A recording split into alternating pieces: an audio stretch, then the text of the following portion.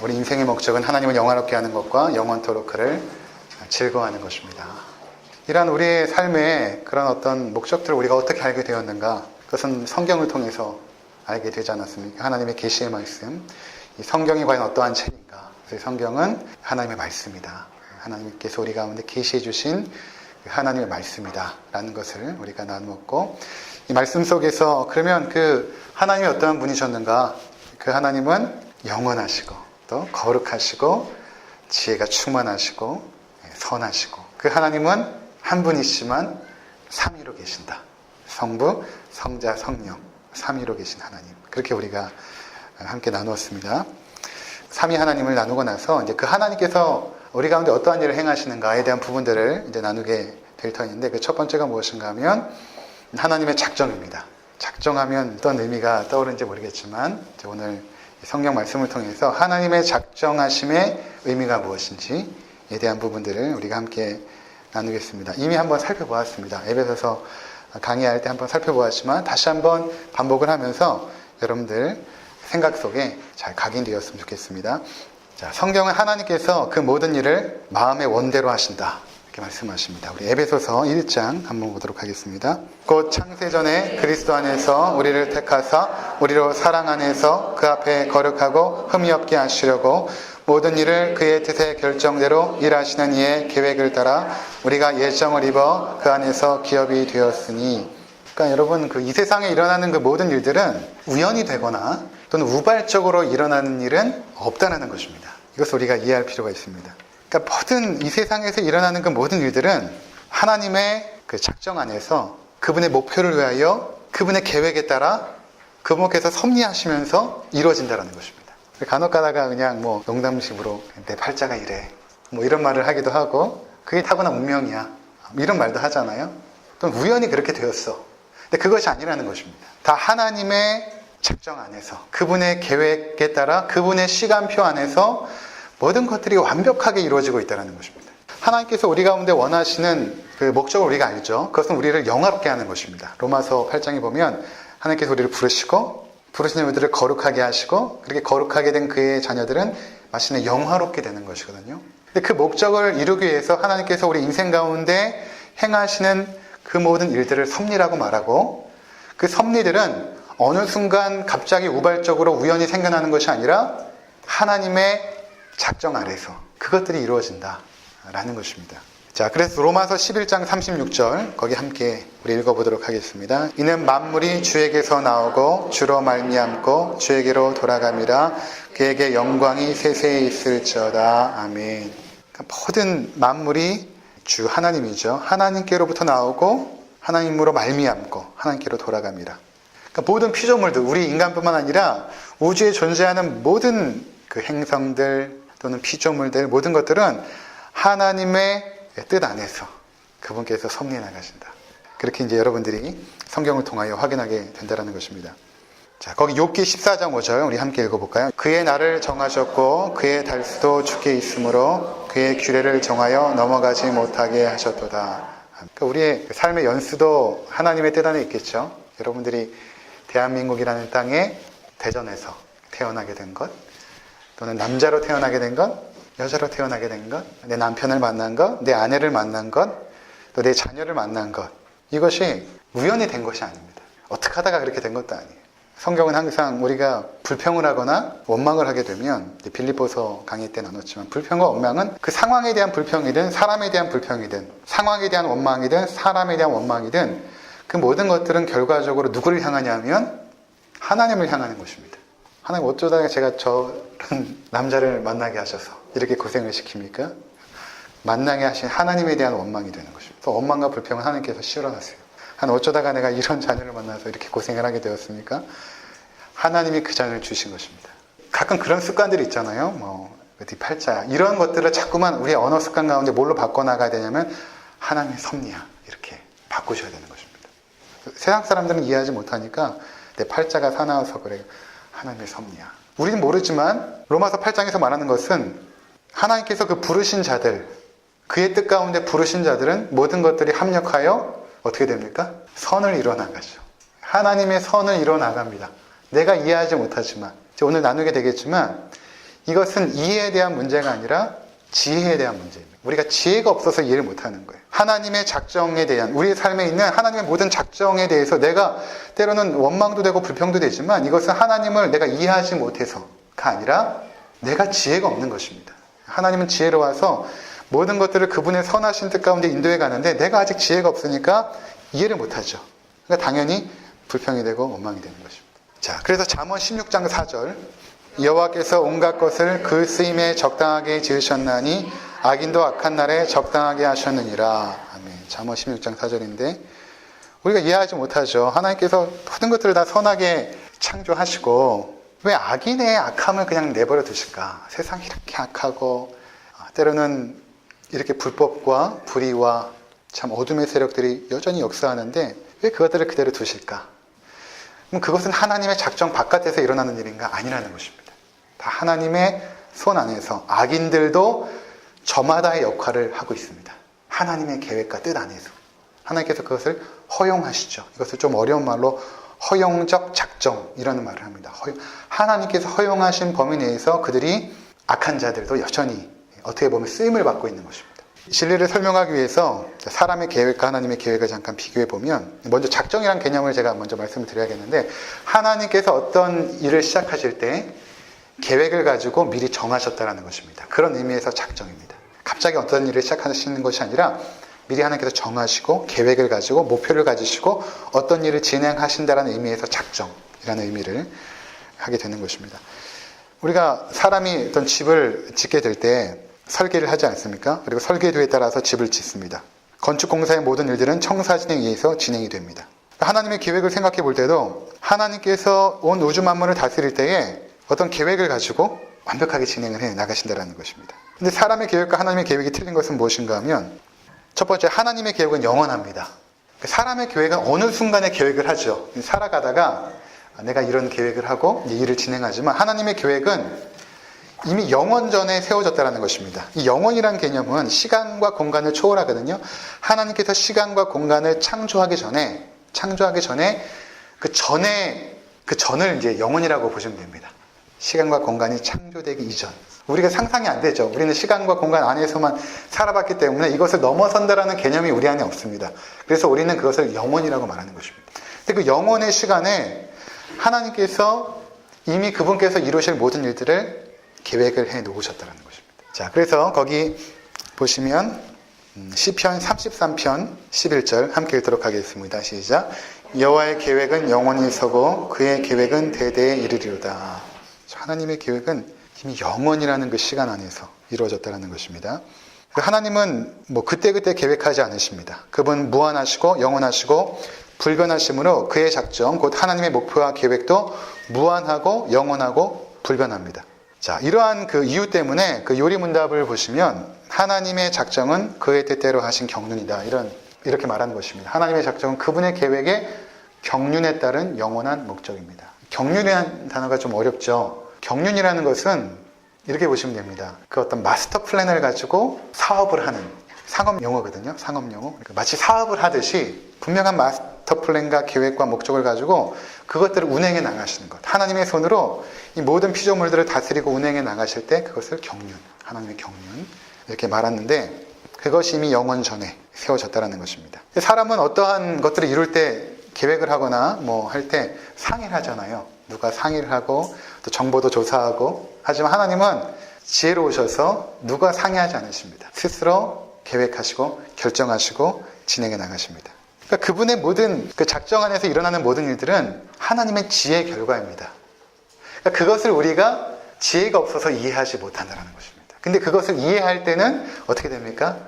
하나님에 대한 감사, 또 그분의 완벽한 손길에 대한 그런 경이로움, 하나님께서 완벽한 시간에 그 완벽한 일들을 행하셨구나.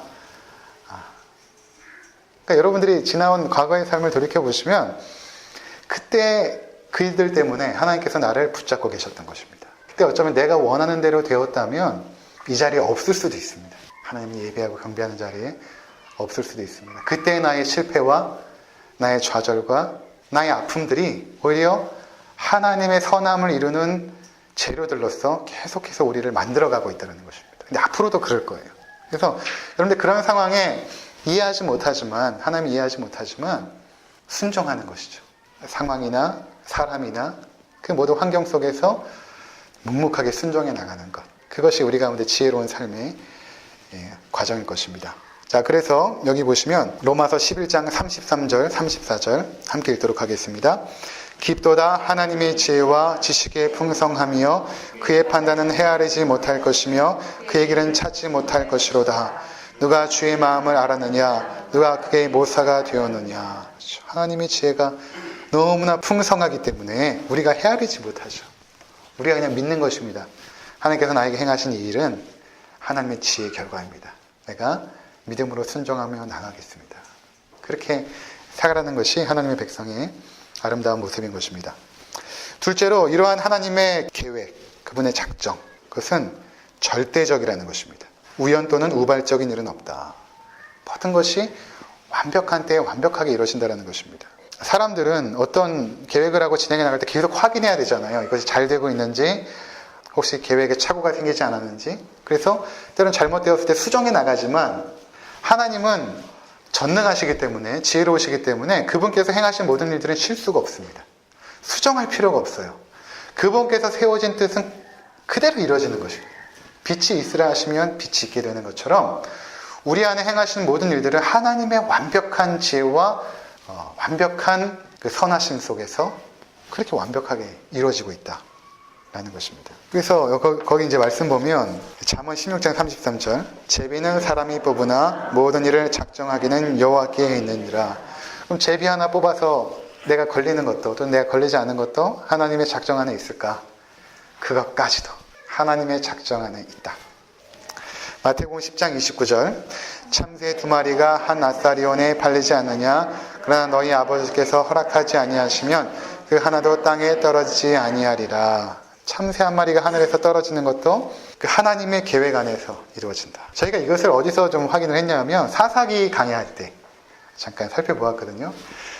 그 사사기 4장에 보면 어떤 내용이 나오냐면 잠깐 우리 한번 보도록 하겠습니다. 사사기 4장 11절 모세의 장인 호밥의 자손 중 겐 사람 헤벨이 자기 족속을 떠나 게데스에 가까운 사하나님 상수리 나무 곁에 이르러 장막을 쳤더라. 어떤 내용이냐면 전쟁 내용이거든요. 그 이스라엘이 가나안 왕 야빈이라는 왕이 있었는데 그 야빈이 철병거 900승이 있어서 너무 강력한 무기를 가지고 있으니까 대항하지 못하고 계속해서 그 압제를 당하고 있는 아주 고통스러운 상황이 있었습니다. 근데 그 야빈 왕의 그 군대 장관인 시스라, 그가 이제 통솔권을 가지고 이 철병거를 운용을 하고 있었는데, 이제 거기 이제 드보라하고 이제 바락 장군이 그들을 대항하여 이기는 사건인데, 이 전쟁 이야기가 쭉 진행이 되다가 갑자기 무슨 내용이 나오냐면, 모세의 장인 호밥의 자손 중 긴 사람 헤벨이라는 사람이 그 이사를 했다라는 것입니다. 상수리 나무 아래 이르러 장막을 쳤다는 거 이사를 했다는 이야기거든요. 이사를 했다, 이제 이야기를 딱 던져놓고 다시 전쟁 이야기가 진행이 됩니다. 굉장히 특이한 구조죠. 전쟁 이야기가 쭉 진행되다가 누구와 한 사람 이사했다. 다시 전쟁 이야기가 진행되는데 그 전쟁에서 어떤 일이 생겼냐면 철병거 900승이니까 대항하여 승리할 수가 없습니다. 근데 하나님께서 어떤 전략을 주시냐면 이스라엘 그 군대를 다볼산으로 올라가게 하고 그 밑에 기송강이라는 곳이 있는데 그 기송강에서 전투를 하게끔 한 것입니다. 그러니까 이제 이스라엘 백성들이 그 다볼산으로 올라가니까 전쟁을 하러 올라가니까 당연히 철병거 900승 기송강으로 운집한 것입니다. 딱 있는데 드디어 전쟁이 딱 시작이 된 것이죠. 기송강이라는 곳이 독특한 지형이에요. 어떤 지형이냐면 이스라엘은 우기와 건기가 있지 않습니까? 근데 이 당시는 건기예요. 건기이기 때문에 이 기송강은 그냥 마른 땅입니다. 딱딱한 땅인데 비가 오게 되면 그 주변에 있는 그 물들이 한꺼번에 이쪽으로 몰리게 됩니다. 그래서 갑작스럽게 이곳에 물이 이렇게 넘치게 되고 거기가 찐득한 뻘이 되어버립니다. 그러니까 전혀 철병거가 운용할 수 없는, 다닐 수 없는 그런 곳이 되어지죠. 근데 당연히 군대 장관 시스라와 그 철병거 900승이 비가 올 것이라고 생각이나 했겠습니까? 쨍쨍한 맑은 하늘이었고 뭐 구름이 꼈을지 모르겠지만 그때는 건기기 때문에 전혀 의심하지 않고 전쟁에 나가는데 전쟁이 딱 시작이 되니까 비가 오기 시작한 것입니다. 이게 이제 4장에 나오지 않아요. 4장에 나오지 않고 5장에 딱 넘어가면 승리하고 나서 찬송을 하는데 그 찬송의 내용이 이것입니다. 5장 4절 5절 함께 읽겠습니다. 시작.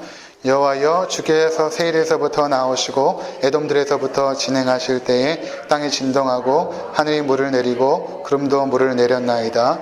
산들이 여호와 앞에서 진동하니 저 신의 산도 이스라엘의 하나님 여호와 앞에서 진동하였도다. 예. 이제 비가 왔다라는 얘기입니다. 그걸 찬양하고 있는 거예요. 드보라와 바락이 찬양을 하는데 비가 오니까 갑자기 그 철병거가 무용지물이 된 것이죠. 그때 이스라엘 백성들이 그들을 칼로 쳐서 죽이게 되는데 그때 이 군대 장관 시스라가 도망을 갑니다. 병거에서 내려서 도망을 가는데 한참을 도망을 가다가 어디로 피했습니까? 헤벨의 집으로 간 것입니다. 헤벨의 집으로. 왜냐하면 이 전부터 헤벨의 집과 이제 친분이 있었던 거예요. 헤벨의 집에 딱 숨었습니다. 근데 성경은 그렇게 얘기하지 않고 헤벨의 아내의 집에 도망갔다. 17절 한번 보시면 사사기 4장 17절 시스라가 걸어서 도망하여 개인 사람 헤벨의 아내 야엘의 장막에 이르렀으니 이는 하소랑 야빈과 개인 사람 헤벨의 집 사이에는 화평이 있음이라. 이미 이전부터 좀 알고 있었던 사이이기 때문에 간 것입니다. 그래서 거기서 이제 쉬게 돼요. 그 야엘, 헤벨의 아내 야엘이라는 사람이 영접하고 시스라 장군을 쉬게 합니다. 그리고 따뜻한, 여기서 엉긴 젖이라고 나오는데 요거트, 따뜻한 요거트를 갖다 주고 마음을 안정시키고 좀 편안히 주무서서. 그리고 잠들어 있을 때 어떻게 합니까? 그 텐트팩을 가져와서 여기다가 그대로 아마 이렇게 누워서 자고 있었던 것 같아요. 박아서 한 번에 죽이죠. 그 내용이 이제 4장에 나와 있습니다. 그러니까 지금 4장에서 관심을 갖고 있는 것은 아주 연약한 야엘이라는 여성이 어떻게 하나님 나라의 그 승리를 가져오게 되었는가 보시면 굉장히 완벽합니다. 그들은 이사할 때 누가 우리가 나중에 시스라 장군이 도망해서 우리 집으로 올 거야. 그때 텐트팩을 준비해서 우리가 죽이자. 생각하지 못하겠죠. 그냥 이사한 것입니다. 자기들이 결정해서 우리 이사하자. 상수리 나무 아래에 있는 그 집으로 가자. 간 것입니다. 근데 전쟁이 났고 누가 그 전쟁에서 비가 올 줄 알았겠습니까? 누가 상상을 했겠습니까? 비가 올 줄. 근데 전쟁이 딱 시작되는 그 순간에 비가 내리기 시작한 거죠. 그 하나님께서 그의 백성을 구원해내시죠. 이 놀랍고 완벽한 하나님의 일하심. 헤벨과 야엘이 이사한 것은 하나님의 작정 안에 있었다. 그들이 계획하고 결정하여 이사하는 그 집까지도 하나님의 작정 안에 있었다. 우리의 삶의 그 크고 작은 일들 속에서 하나님의 선하심이 어떻게 과연 이루어지고 있는가. 나중에 사사기 9장에 가면 아비멜렉이라는 아주 고약하고 못된 왕이 나오죠. 그러니까 형제 70명을 한반석에서 죽여버리고 그가 왕이 되려고 했죠. 그래서 그가 그런 아주 왕권을 가지고 아주 무섭게 통치해 나갈 때 사람들을 막 죽이지 않습니까? 성에 가서 도망간 사람들, 평민들을 막 민중을 죽이고 막 하는데 그때 그가 아비멜렉이 어떻게 죽게 되냐면 9장에 가면 사사기 9장 52절에서 53절, 54절까지 함께 읽겠습니다. 시작. 아비멜렉이 망대 앞에 이르러 공격하며 망대 문에 가까이 나가서 그것을 불사르려 하더니 한 여인이 맷돌 윗짝을 아비멜렉의 머리 위에 내려던져 그의 두개골을 깨뜨리니 아비멜렉이 자기의 무기를 든 청년을 불러 급히 불러 그에게 이르되 너는 칼을 빼어 사람들이 나를 가리켜 이르기를 여자가 그를 죽였다 할까 하노라 하니 그 청년이 그를 찌르매 그가 죽은지라.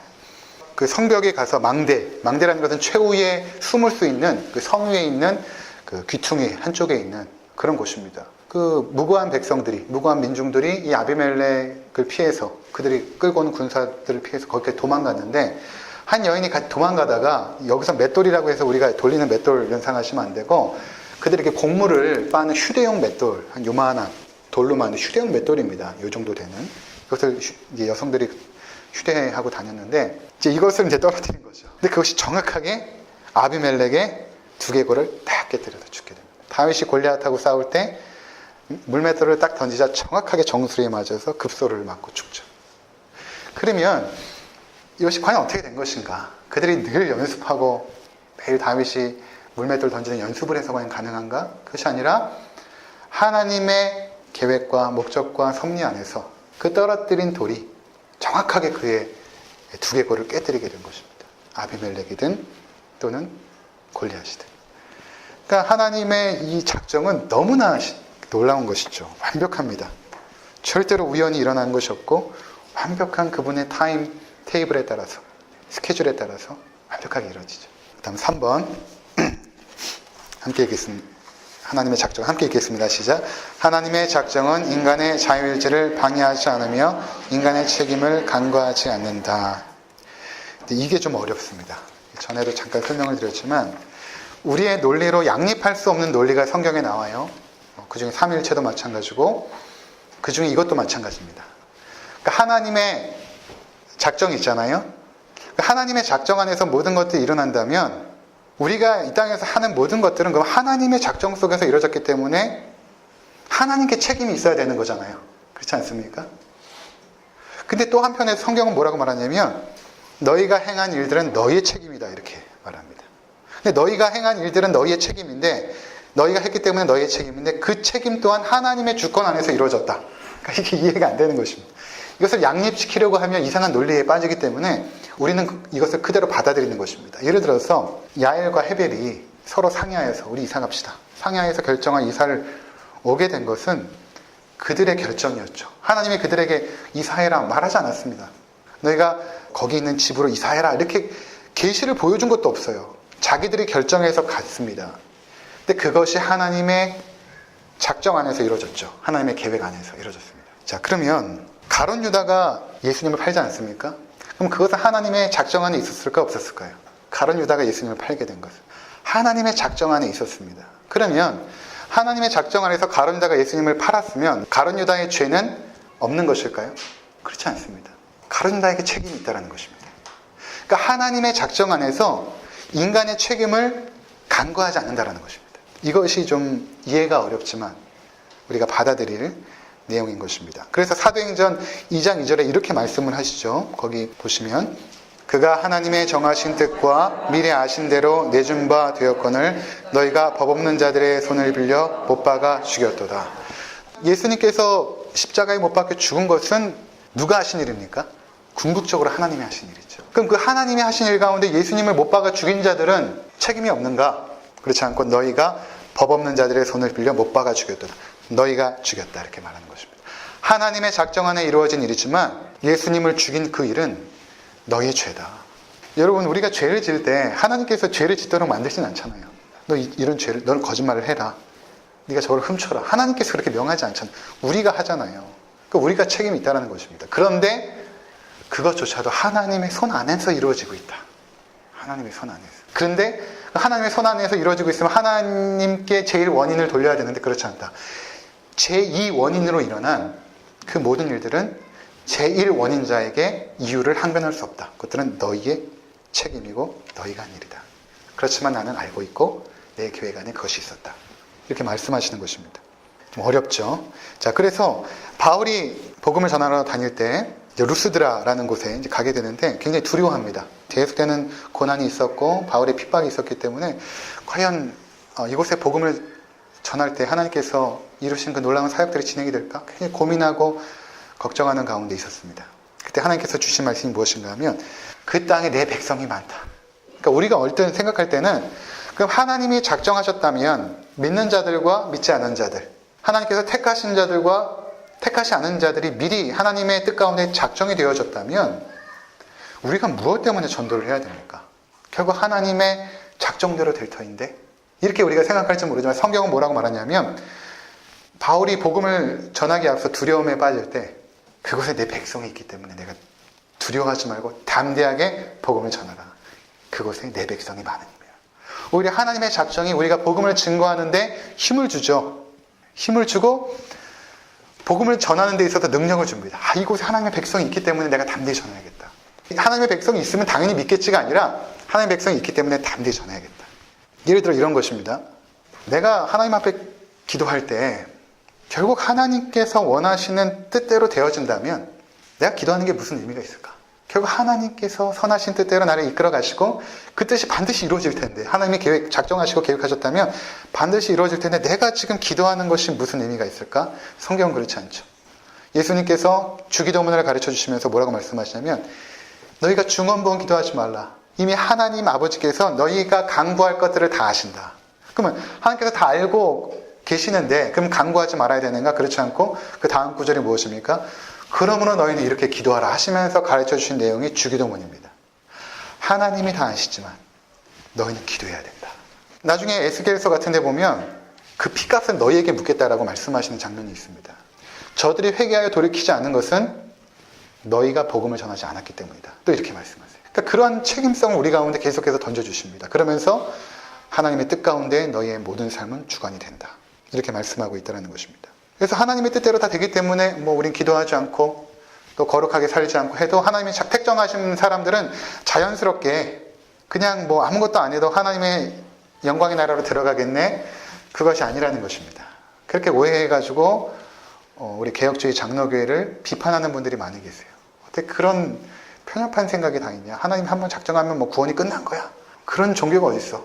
그것이 아니라 하나님의 작정과 계획을 진짜로 믿고 아는 사람들은 함부로 살지 못합니다. 내가 함부로 살아난 구원받으가 그것이 아니라 함부로 살지 못하죠. 그 놀라우신 하나님의 그 작정 앞에서 우린 더욱더 거룩하게, 하지만 그 거룩함들이 하나님의 구원받은 백성이 되려고 하는 거룩함이 아니라, 무슨 말이냐면 노력해서 하나님 자녀가 되는 것이 아니잖아요. 그렇죠? 그분께서 구원해 주셔야 되는 거죠. 그것에 대한 반응으로, 그것에 대한 응답으로 하나님 앞에 거룩한 삶을 살아드리는 것이죠. 전에 그런 말씀을 드렸는데, 저쪽 라운지에 큰 어항이 있고 거기 물고기들이 있다고 했을 때 그 물고기들은 그 어항에서 자유롭죠. 자유롭게 다닙니다. 근데 제가 거기에 노는 뜻을 바꿔서 그것을 이 강대상 앞에 갖다 놔야겠다. 저기 너무 춥고 하니까 여기 햇빛이 잘 되는 따뜻한 곳으로 옮겨야겠다라고 제가 이쪽으로 옮겼습니다. 그러면은 이 어항 속의 물고기는 제 뜻 가운데 있죠. 하지만 여전히 그들은 자유롭습니다. 그 안에서 자신들이 자유롭게 헤엄쳐 나가죠. 우리 인간도 마찬가지입니다. 하나님이 창조하신 이 세계 안에서 자유롭게 선택하고 판단하여 살아가지만 그 모든 것들을 하나님의 뜻 안에서 지금 움직이고 있다는 것입니다. 그 뜻을 벗어날 수 없습니다. 그 안에서. 그것이 가장 큰 행복이고 또 축복이죠.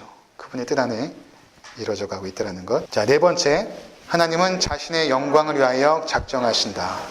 우리가 이 부분을 오해하지 말아야 됩니다. 하나님은 자신의 영광을 위해서 우리를 창조하셨습니다. 우리를 위해서 창조하신 것이 아닙니다. 하나님의 영광을 위해서 창조하신 것입니다. 자꾸만 하나님을 우리를 위한 하나님으로 바꿔버리면 안 됩니다. 우리가 하나님을 위하여 존재하는 것이지. 그럼 자꾸만 하나님을 우리가 이용하려고 합니다. 하나님은 창조주인데 피조물이 감히 하나님을 어떻게 그렇게 할 수 있겠습니까? 그래서 이 표현이 참 맞기도 하고 틀리기도 하는데, 예를 들어서 하늘 보좌를 움직이는 기도, 또는 기도는 만사를 변화시킨다, 이런 이야기들을 했을 때 우리가 더 기도를 열심히 하게 되는 원동력이 되기도 하지만, 이것이 왜 맞고 틀리냐면, 우리가 만약에 하나님의 보좌를 움직이게 된다면 우리의 기도를 통하여, 그럼 누가 하나님이 되는 것입니까? 내가 하나님의 자리에 서는 것입니다. 물론 그런 의미로 한 것은 아니지만 더 기도에 대한 어떤 열정과 마음을 쏟게 하기 위해서 말을 하지만, 사실은 한편에서는 하나님을 망령되이 일컫는 것이죠. 또는 기도가 만사를 변화시킨다면 내 기도가 능력이 있는 것입니까? 하나님의 능력이 있는 것입니까? 기도가 만사를 변화시킨다라는 말 안에는 물론 하나님의 존재를 인정하지만 마치 내 기도가 능력이 있는 것처럼 착각을 하게 됩니다. 내 기도가 능력이 있는 게 아니에요. 내 기도를 들으시고 하나님의 응답하시는 그 응답의 손길에 능력이 있는 것인데, 마치 내 기도가 뭔가 능력이 있는 것처럼. 그런 오류에 빠지면 안 된다는 것입니다. 하나님 주권자이시고 그분이 통치하시고 섭리하시고 작정하시기 때문에 내가 기도할지라도 그분의 뜻 가운데 이루어지는 것이죠. 또 한편에는 또 이게 맞습니다. 왜냐하면 이제 이 부분을 제가 설명드리고 마칠 텐데, 그 하나님은 우리를 창조하실 때에 존엄한 인격을 가진 존재로 창조하지 않았습니까? 그래서 우리를 강제로 끌고 다니지 않습니다. 그러니까 우리의 판단과 결정을 존중하시죠. 이게 인격적인 존재의 특징입니다. 스스로 판단하고 결정하여 행동하죠. 하나님 막지 않으세요. 몰라서 막지 않으시고 능력이 없으셔서 막지 않으시니까 아닙니다. 그냥 막지 않으세요. 왜냐하면 인격적인 존재이기 때문에 그 사랑하는 존재의 결정을 존중해 주십니다. 그래서 아담과 하와가 범죄한 자리에서도 하나님 막지 않으시죠. 몰랐을까? 알고 계십니다. 막지 못하셨을까? 막을 수 있습니다. 막지 않으십니다. 다윗이 우리아의 아내 밧세바를 범할 때 하나님이 모르셨을까?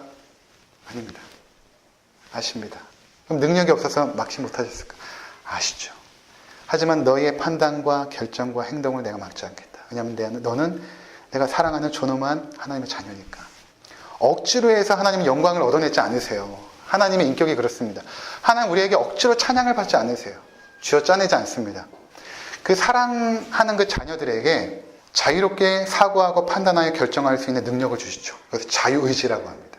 그 자유의지를 가진 그 존재들은 너무나 탁월하여서 하나님께 영광을 돌릴 수도 있지만 그 탁월함을 사용하여서 아주 악해질 수도 있죠. 근데 그러한 가능성에도 불구하고 하나님께서 허용해 주십니다. 그것들을. 우리 죄악까지도 허용해 주십니다. 근데 그 죄악의 허용 범위는 하나님의 작정 안에서 허용되죠. 사단이 욥을 시험하기 전에 하나님께 와서 허락을 받죠. 사단이 마치 하나님과 동등된 권력과 능력이 있어서 그들 마음대로 우리를 주장할 수 있는 것이 아닙니다. 사단도 피조물입니다. 그래서 하나님께 허락을 받아야 됩니다. 하나님께서 허용해 주죠. 그래, 네가 한번 시험해봐라. 그래서 하나님께서 우리의 삶을 다스려 나가실 때에 굉장히 그 사랑으로 그리고 자비하심으로, 하지만 때로는 굉장히 공의롭게 채찍질하시고 엄격하게 다스리기도 하시고, 그러니까 우리가 마치 자녀들을 양육할 때에 사랑만 가지고 안 되잖아요. 거기에는 의로움이 필요합니다. 공의, 사랑과 공의가 함께 나갈 때 그 자녀들이 건강하게 자라잖아요. 너무 의롭게만 아이들의 잘잘못을 따지고 그렇게 해야 되면 아이들이 사랑을 못 느끼니까 건강하게 못 크죠. 하나님의 사랑과 하나님의 공의가 함께 자녀들을 건강하게 양육하잖아요. 우리를 다스릴 때 그렇게 그분의 자비하심으로, 잘못하면 바로 징계하시는 것이 아니라 때로는 너희가 이렇게 나를 떠나겠니? 얼마나 하나님께서 그 아버지 품을 떠나는 그 자녀를 그리워했으면 구약 성경에 보면 절절하게 설득을 하십니다. 너희가 남편된 나를 버리고 가느냐? 그냥 남편된 하나님을 버리고 갔으면 너희들은 심판 이렇게 하지 않고 왜 나를 버리고 가느냐? 회개하라, 돌이키라. 계속해서 선지자를 보내서 말씀하시죠. 탕자가 아버지 품을 떠나죠. 아버지 재산 주십시오. 재산은 죽은 다음에나 받을 것인데 난 아버지 죽은 사람으로 취급하겠습니다. 그리고 나가버립니다. 근데 아버지는 날마다 기다리죠. 왜 기다린 줄 아십니까? 그 당시 율법에는 아버지를 그렇게 대우했으면 동네에 들어올 때 돌마다 죽습니다. 그거 막으라고 아버지가 기다린 것입니다. 뻘치기 보이니까 달려가서 끌어안죠. 아무도 그 아들을 해치지 못하도록. 그리고 데리고 와서 가락지를 끼르고 옷을 입히고 잔치를 벌입니다. 그것이 하나님께서 우리를 다루시는 방법입니다. 그래서 우리가 하나님을 어떻게 여러분들이 이해하실지 모르겠지만 아들까지 주신 하나님입니다. 우리를 사랑해서. 그래서 그 분을 우리가 때로는 떠나기도 하고 죄를 지을 때 하나님께서 어떠한 눈으로 우리를 바라보겠는가? 심판의 눈으로 바라보겠는가? 아니면 자비한 눈으로 안타깝게 애처롭게 돌아오라 하시면서 바라보겠는가? 그 부분을 우리가 기억해야 되는 것입니다. 그렇게 해서 우리가 하나님 앞에 돌이켰을 때 어떻게 됩니까? 그 하나님 아버지의 인격과 사랑과 자비하심 앞에 스스로 무릎 꿇죠. 하나님 억지로 영광받지 않으신다니까요. 스스로 무릎 꿇게 됩니다. 하나님 이런 분이셨군요. 날마다 기다리는 그 아버지의 품속에서 아들이 아버지의 사랑을 알죠. 다시는 그렇게 살지 않을 것입니다. 또 집 나가겠습니까? 돈 달라고 하겠습니까? 그렇지 않죠. 그 아버지의 사랑 속에서 그 품 안에서 살아가는 것이 얼마나 큰 행복인가를 깨닫고 살아가게 되죠. 그래서 하나님이 우리를 그렇게 다뤄가십니다. 여러분들. 그렇게 존엄하게 사랑으로 인격적으로, 하지만 때로는 무섭게 회초리도 드시고 하시면서 우리를 어느 길로 가게 하는가? 마침내 하나님의 선하심을 이루는 그 영광의 자리로 우리 이끌어 가시는 것입니다. 그래서 이러한 이해를 누가 했냐면 이미 창세기 때 그 요셉이 이미 하나님의 그 성품을 이미 알고 있었습니다. 마지막으로 우리가 함께 보고 마치도록 하겠습니다. 창세기 50장 20절. 당신들은 나를 해하려 하였으나 하나님은 그것을 선으로 바꾸사 오늘과 같이 많은 백성의 생명을 구원하게 하시려 하셨나니. 자, 이게 지금 어떤 배경에서 있냐면 이제 야곱의 아들들이 요셉을 팔지 않습니까? 시기하고 질투하여 팔아서 요셉이 엄청나게 고생을 합니다.